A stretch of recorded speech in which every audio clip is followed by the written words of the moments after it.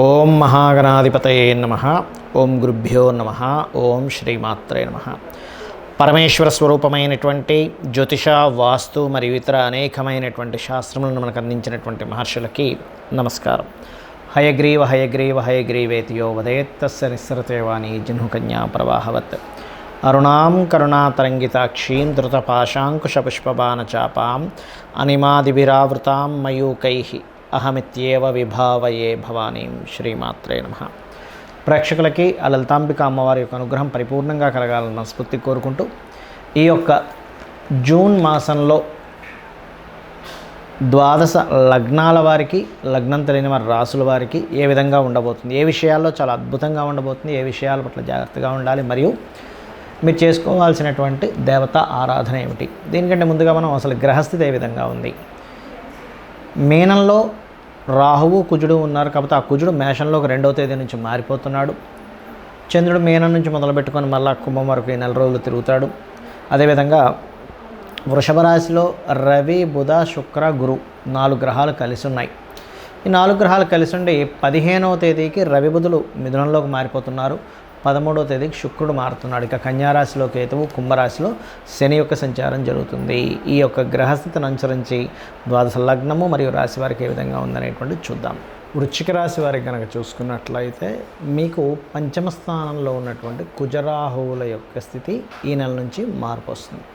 కాబట్టి ఫ్రెండ్స్తో కానీ, షేర్ మార్కెట్ విషయాల్లో కానీ, ఏదైనా ప్రేమ వ్యవహారాలకు సంబంధించినటువంటి విషయాల్లో కానీ, అదేవిధంగా మీరు తీసుకున్న నిర్ణయాల విషయాల్లో కానీ, గతంలో జరిగిన తప్పిదాలు కావచ్చు, గతంలో తీసుకున్న తొందరపాటు నిర్ణయాల వల్ల వచ్చినటువంటి ఇబ్బందులు కావచ్చు, అవన్నీ క్లియర్ అవుతాయి.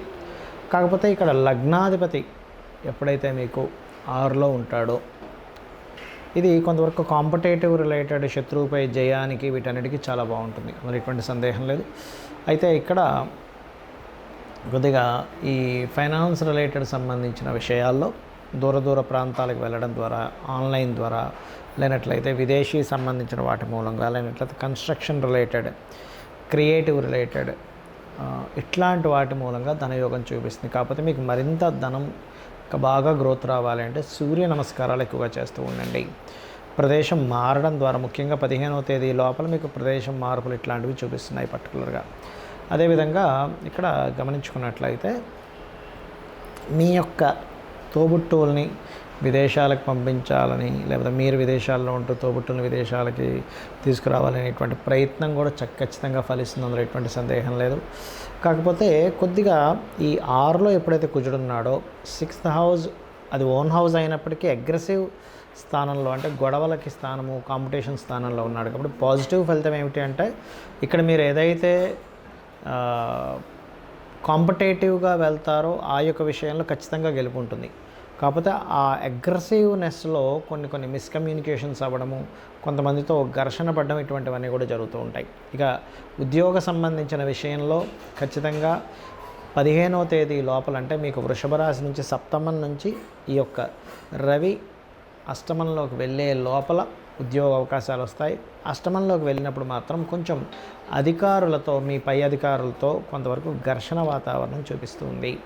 ఇక మీరు పర్టికులర్గా ఈ లాభంలో ఎప్పుడైతే కేతు ఉన్నాడో, ఈ కేతువు పర్టికులర్గా ఆధ్యాత్మిక చింతనని, ఏదైనా పుణ్యక్షేత్రాలకు వెళ్ళడము, ముఖ్యంగా గణపతి ఆరాధన చేయడం ద్వారా కూడా మీకు ఏవైతే ఆటంకాలు ఉన్నాయో అవన్నీ కూడా తొలగిపోతాయి, అందులో ఎటువంటి సందేహం లేదు. కొద్దిగా పంచమ స్థానంలో రాహు ఉన్నందుకు ఇప్పటికీ కూడా కొంత సంతానం కోసం ప్రయత్నం చేసేవారు, IUI, IVF ఇట్లాంటివి చేసేవారు కొంత జాగ్రత్త వహిస్తూ ఉండాలి. ఇక మీరు చేయవలసిన దేవతారాధన కూడా దుర్గా ఆరాధన ఎక్కువగా చేయండి. మరియు గోవుకి బెల్లము 4 ఉండలుగా చేసి గోవులకు బెల్లం తినిపించడం కానీ, పితృదేవత ఆరాధన అమావాస్యలో ప్రత్యేకంగా మీరు స్వయం పాకం ఇవ్వడం కానీ ఇవి చేయండి. ఇవి చేస్తూ ఉన్నట్లయితే ఖచ్చితంగా బాగుంటుంది. నవగ్రహాల్లో ప్రత్యేకంగా మీరు రాహు, కేతు గ్రహాల దగ్గర దీపారాధన చేయండి, అన్ని విధాలా బాగుంటుంది.